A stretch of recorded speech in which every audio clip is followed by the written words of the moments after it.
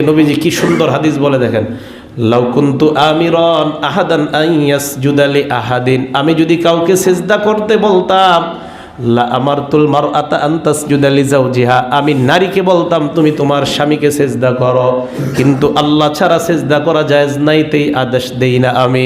অন্য হাদিসে আল্লাহর নবী বলেন, আউয়ালু মা তুসআলু আনহুল মারআতু ইয়াউমাল কিয়ামা আন সালাতিহা ওয়া বালিহা, কিয়ামতের ময়দানে নারীকে সর্বপ্রথম প্রশ্ন করা হবে নামাজের ব্যাপারে এবং তার স্বামীর ব্যাপারে।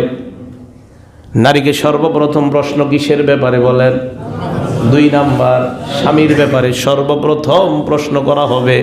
আম্মা জান আয়েশা বলেন, ইয়া মাশারান নিসা, হে নারী সম্প্রদায়, লাউ তাআলামনা হাক্কা আজওয়াজিকুন্না আলাইকুন্না, তোমরা যদি জানতা তোমাদের কতটা দায়িত্ব স্বামীদের উপর, লা জাআলাতিল মারআতু মিনকুন্না তামসাহুল গুবার আন কদামাই যাওজিহা বিখদ্দি ওয়াজহিহা, তোমরা যদি স্বামীদের গুরুত্ব বুঝতে পারতা তাহলে তোমরা নিজেদের গাল দিয়া স্বামীর পায়ের ধুলা মুইছা দিতা। হ্যাঁ, স্বামীর পায়ের ধুলা মুইছা দিতা, এত গুরুত্ব। ক্বালা রাসূলুল্লাহ সাল্লাল্লাহু আলাইহি ওয়াসাল্লাম, আল্লাহর নবীর আরেকটা হাদিস, হযরত আবু সাঈদ খুদরি রাদিয়াল্লাহু তাআলা আনহুর বর্ণনা, খরাজা রাসূলুল্লাহ সাল্লাল্লাহু আলাইহি ওয়াসাল্লাম, আল্লাহর নবী বের হলেন। বের হওয়ার পর ফি আদহা আও ফিতরিন, ঈদুল আজহার নামাজ পড়ানোর জন্য অথবা ঈদুল ফিতরের নামাজ পড়ানোর জন্য, ইলাল মুসাল্লা, ঈদগাহের দিকে রওনা করলেন। যাইতে যাইতে ফামাররা আলান নিসা, নারীদের পাশ দিয়ে গমন করলেন। দাঁড়াইলেন, দাঁড়ায় বললেন, ইয়া মাশারান নিসা তাসাদ্দাকনা, নারীরা বেশি বেশি সদকা করো, ফাইন্নি উরিতুকুন্না আকসার আহলিন নার, আমি দেখলাম তোমাদের বেশিরভাগ জাহান্নামের মধ্যে। চিন্তা করেন, নারীরা শুই না কয়, বিমা ইয়া রাসূলুল্লাহ, হুজুর কেন দেখছেন? নবী বলেন, তুকসিন্নাল লাইনা ওয়া তাকফুরনাল আশির, 1 নাম্বার বদভ্যাস, তোমরা বেশি বেশি অভিশাপ দাও। 2 নাম্বার বদভ্যাস, বেশি বেশি তোমরা স্বামীর নাফরমানি করো। এই 2 জিনিসের কারণে তোমাদের ঠিকানা জাহান্নাম।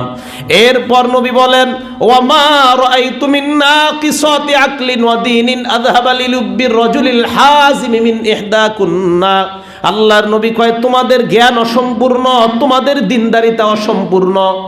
এই অসম্পূর্ণ দিনদারিতা হওয়া সত্ত্বেও, জ্ঞান অসম্পূর্ণ হওয়া সত্ত্বেও, তোমরা একজন জ্ঞানী পুরুষ, দুনিয়ার শ্রেষ্ঠ জ্ঞানী পুরুষকেও তোমরা ধোকায় ফেলতে কেন জানি তোমাদের চাইতে আর কেউ বেশি পারে না।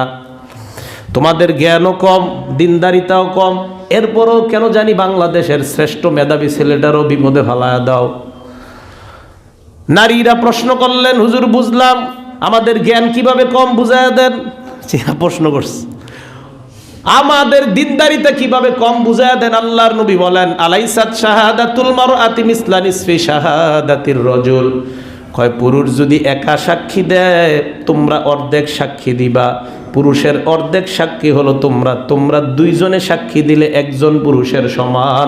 কেন 2 জন সাক্ষী তোমাদের? এর মানে তোমরা 2 জনের জ্ঞান মিলাইলে পুরুষের জ্ঞানের সমান। এই জন্য পুরুষ একা সাক্ষী দিলে যা, তোমরা 2 জনে সাক্ষী দিলে তা। নারীরা কয়, বুঝলাম হুজুর, জ্ঞান কম। 2 নাম্বার, তোমাদের আকল কম কিভাবে? দিনদারিতা কম। আল্লাহর নবী বলেন, আলাইসাত ইদা হাদাত লাম তুসাল্লি ওয়া লাম তাসুম, তোমরা মাসে 3 দিন বা 7 দিন বা 10 দিন অসুস্থ থাকো, কি থাকো না? নারীরা কয়, হুজুর ঠিকই তো কথা।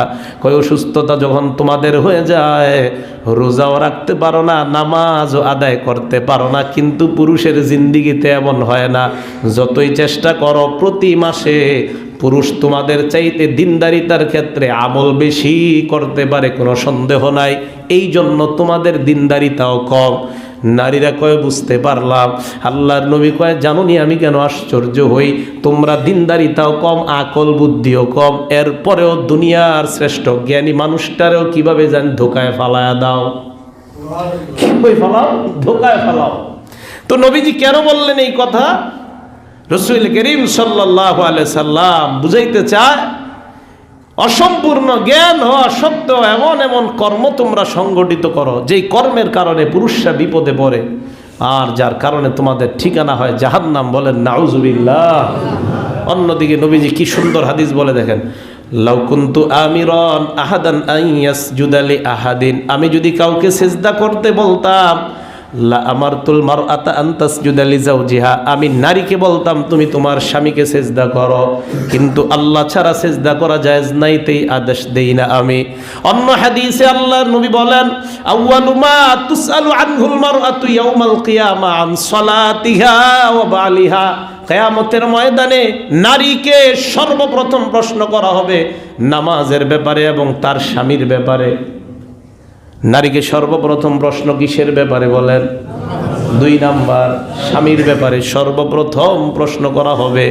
আম্মা জান আয়েশা বলেন, ইয়া মাশারান নিসা, হে নারী সম্প্রদায়, লাউ তাআলামনা হাক্কা আজওয়াজিকুন্না আলাইকুন্না, তোমরা যদি জানতা তোমাদের কতটা দায়িত্ব স্বামীদের উপর, লা জাআলাতিল মারআতু মিনকুন্না তামসাহুল গুবার আন কদামাই যাওজিহা বিখাদ্দি ওয়াজহিহা, তোমরা যদি স্বামীদের গুরুত্ব বুঝতে পারতা তাহলে তোমরা নিজেদের গাল দিয়া স্বামীর পায়ের ধুলা মুইসা দিতা। হ্যাঁ, স্বামীর পায়ের ধুলা মুইসা দিতা, এত গুরুত্ব। এরপর আল্লাহর নবী বলেন, লা তুজিল মারআতু যাওজাহা ফিদ দুনিয়া, দুনিয়ায় যখন কোন নারী তার স্বামীকে কষ্ট দেয়, ইল্লা ক্বালাতিল হুর, জান্নাতে ওই পুরুষের বিবিরা ডাক দিয়ে বলে, হে নারী, আমার স্বামীরে কেন কষ্ট দাও?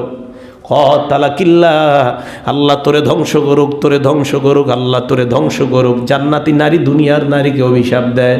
কেন অভিশাপ দেয়?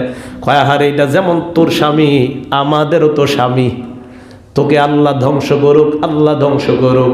এই কথা কেন বলে? হুররা, তোমার যদি মন না চায় এই স্বামীর সাথে থাকতে, এই পুরুষটা যখন মারা যাবে আমরা অপেক্ষায় আছি কখন আল্লাহ তাকে আমাদের স্বামী বানায়া দিবে। শুধু তাই নয়, আমরা যখন এই পুরুষটাকে স্বামী হিসাবে আল্লাহর কাছে পেয়ে যাব, আমরা নাচতে নাচতে বলবো, আল্লাহ আমাদেরকে যেই স্বামী দিলা এই স্বামীর মাধ্যমে আমরা পূর্ণ সন্তুষ্ট হয়ে গেলাম। দুনিয়ায় কষ্ট দেয় স্বামীরে, জান্নাতি বিবিরা কয় কষ্ট দিস না। দেখছেন কি কথা? সাথে সাথে বলে কষ্ট দিও না। আল্লাহ হেফাজত করেন, বলেন আমিন। 1 নাম্বার, যেই বিবি তার স্বামীকে কষ্ট দেয় ঠিকানা জাহান্নাম। 2 নাম্বার, আল মুতাশাব্বিহাতু মিনান নিসাই বির রিজাল, যেই মেয়েটা দুনিয়ার মধ্যে পুরুষ হয়ে যায়। কি হয় মানে কি? প্যান্ট পরা কার কাজ? সাধারণত আমরা জানি প্যান্ট খেয়ে পরে, শার্ট কারা পরে। এখন যদি কোনো নারী প্যান্ট শার্ট পরে, আল্লাহর নবী বলেন, লাআনাল্লাহুল মুতাশাব্বিহিনা মিনার রিজালি বিন নিসা, একদল পুরুষ আছে এরাও মায়া সাজে, আছে না নাই? আল্লাহর নবী বলেন, এই যে পুরুষ মেয়ে সাজে এদের উপর আল্লাহর অভিশাপ। বিয়ের মধ্যে গেলে দেখা যায় একদল পুরুষ মায়া হয়ে গেছে আর একদল মাইয়া পুরুষ হয়ে গেছে। আল্লাহর নবী বলেন, লাআনাল্লাহুল মুতাশাব্বিহিনা মিনার রিজালি বিন নিসা ওয়াল মুতাশাব্বিহাতি মিনান নিসাই বির রিজাল, যেই পুরুষটা দুনিয়ার মধ্যে মেয়ে হয়ে যায়, যেই মেয়েটা পুরুষ হয়ে যায়, নবী বলেন নাউজুবিল্লাহ। এ শহরের ভাইয়েরা, ছোটবেলা থেকে এই মেয়েটাকে প্যান্ট গেঞ্জি পরানোর অভ্যাসটা বাদ দেন। ছোটবেলা থেকে মেয়েকে মেয়ের পোশাক পরানোর চেষ্টা করেন, ছেলেকে ছেলের পোশাক পরানোর চেষ্টা করেন। কারণ ছোটবেলা থেকে যেই অভ্যাস আপনি শিখাবেন, বড় হওয়ার পর অভ্যাস পরিবর্তন করা যাবে না। অনেকে বলে, হুজুর শখে বাচ্চাটাকে পড়াই। না না, পড়ানো যাবে না। আল্লাহর নবী বলেন, এই পুরুষ এবং নারীর উপর আল্লাহর অভিশাপ, বলেন নাউজুবিল্লাহ। আন আবি হুরায়রা রাদিয়াল্লাহু তাআলা আনহু قال লাআনা রাসূলুল্লাহ সাল্লাল্লাহু আলাইহি ওয়াসাল্লাম আর-রাজুলা ইয়ালবাসু লুবসাল মারআ, আল্লাহর নবী ওই পুরুষটারে অভিশাপ দেয় যে পুরুষটা নারীর পোশাক পরে। ওয়াল মারআতা তালবাসু লুবসার রাজুল, আর ওই নারীটাকে নবী অভিশাপ দেয় যে নারীটা পুরুষের পোশাক পরে। তার মানে নারী পুরুষ হয়ে গেলে, পুরুষ নারী হয়ে গেলে আল্লাহ যেমন অভিশাপ দেয়, আল্লাহর নবীও অভিশাপ দেয়। এই জাতীয় অভিশপ্ত নারী থেকে আমাদের সমাজকে আল্লাহ হেফাজত করেন, বলেন আমিন। 2 নাম্বার, তাহলে ওই নারী যেই নারী পুরুষ সাজে ওই নারী জাহান্নাম। তিন নাম্বার আল ওয়াসিমা, যেই নারী শরীরে উল্কিয়াকে উল্কি টেটুয়াকে, পুরুষ হোক নারী হোক, যে ডাকবে নবী বলেন তার ঠিকানা জাহান্নাম। চার নাম্বার আল মুস্তাওসিমা, যার শরীরে আঁকা হয় সেও জাহান্নামে, যে আইকা দেয় সেও জাহান্নামে। চার নাম্বার যার শরীরে আঁকা হয় তার ঠিকানাও জাহান্নাম। পাঁচ নাম্বার আল ওয়াসিলা, কোন নারী যদি অন্য নারীর মাথায় আলাদা চুল লাগায় দেয় এই নারীটাও জাহান্নামী। ছয় নাম্বার আল মুস্তাওসিলা, যার মাথায় লাগানো হয় তার ঠিকানাও জাহান্নাম। সাত নাম্বার আন্নামিসা, যেই নারী অন্য নারীর কপালের একটু চুল উপরাইয়া কপালটা বড় বানায়। ওয়াল মুতানাম্মিসাত, যার এরকম সুন্দর বানানো হয়। আরেক বর্ণনার দ্বারা উদ্দেশ্য বুরু প্লাগ করা হয়, এইগুলা উঠায় বুরুগুলা সুন্দর বানানো হয়। হাবিব বলেন এদের ঠিকানা জাহান্নাম। বলেন নাউজুবিল্লাহ।